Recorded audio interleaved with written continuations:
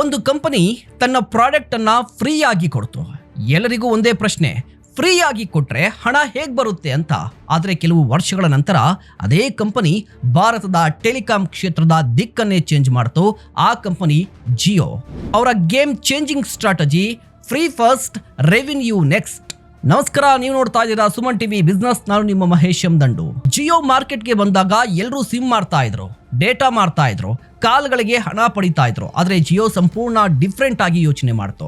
ಮೊದಲು ಹಣ ಬೇಡ, ಮೊದಲು ಕಸ್ಟಮರ್ ಬೇಕು ಅಂತ.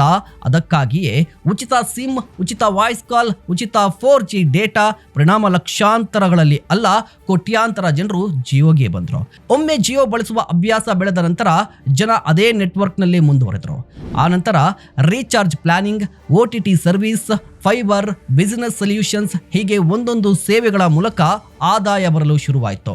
ಮೊದಲು ಕಸ್ಟಮರ್ಸ್ ಬಂದ್ರು, ಆನಂತರ ರೆವಿನ್ಯೂ ಬಂತು. ಇದೇ ಜಿಯೋನ ಸಕ್ಸಸ್. ಇಲ್ಲಿ ಪ್ರತಿಯೊಬ್ಬ ಉದ್ಯಮಿ ಕಲಿಯಬೇಕಾದದ್ದು ಒಂದೇ, ಮೊದಲು ನಂಬಿಕೆ ನೀಡಿ, ಆನಂತರ ಹಣ ಗಳಿಸಿ. ನೀವು ಫ್ರೀ ಟ್ರಯಲ್ ನೀಡಬಹುದು, ಫ್ರೀ ಸ್ಯಾಂಪಲ್ ನೀಡಬಹುದು, ಫ್ರೀ ಕನ್ಸಲ್ಟೇಷನ್ಸ್ ನೀಡಬಹುದು. ಮೊದಲು ಕಸ್ಟಮರ್ಗಳಿಗೆ ನಿಮ್ಮ ವ್ಯಾಲ್ಯೂ ಕಾಣಬೇಕು. ಒಮ್ಮೆ ನಿಮ್ಮ ವ್ಯಾಲ್ಯೂವನ್ನು ಅನುಭವಿಸಿದ್ರೆ ಬೆಲೆಯ ಬಗ್ಗೆ ಯೋಚಿಸೋದು ತುಂಬಾ ಕಡಿಮೆ. ನೆನ್ಪಿಟ್ಕೊಳ್ಳಿ, ಕೆಲವೊಮ್ಮೆ ಮೊದಲ ಲಾಭವನ್ನ ಬಿಟ್ಟುಕೊಡೋದು ಜೀವಿತ ಅವಧಿಯ ಲಾಭ ಗಳಿಸುವ ಅವಕಾಶವನ್ನ ನೀಡುತ್ತೆ. ಜಿಯೋ ಮೊದಲು ಡೇಟಾ ನೀಡಲಿಲ್ಲ, ಅದು ಒಂದು ಅಭ್ಯಾಸವನ್ನ ಕೊಡ್ತು. ಆ ಅಭ್ಯಾಸವೇ ನಂತರ ರೆವಿನ್ಯೂ ಆಗಿ ಬದಲಾಯಿತು. ದೊಡ್ಡ ಬಿಸ್ನೆಸ್ಗಳು ಮೊದಲು ಕಸ್ಟಮರ್ ಬೇಸನ್ನ ನಿರ್ಮಾಣ ಮಾಡುತ್ತವೆ, ಆನಂತರ ರೆವಿನ್ಯೂ ಬೇಸನ್ನ ನಿರ್ಮಿಸುತ್ತೆ. ಒಂದು ಸರಿಯಾದ ಸ್ಟ್ರಾಟಜಿ ಒಂದು ದೇಶದ ಮಾರುಕಟ್ಟೆಯನ್ನೇ ಚೇಂಜ್ ಮಾಡಬಹುದು. ನೀವೇನು ಹೇಳ್ತೀರಾ? ದಯವಿಟ್ಟು ಕಮೆಂಟ್ ಮಾಡಿ. ಇಂತಹ ಮತ್ತಷ್ಟು ಕಂಟೆಂಟ್ಗಾಗಿ ನೋಡ್ತಾ ಇರಿ ಸುಮನ್ ಟಿವಿ ಬಿಸ್ನೆಸ್.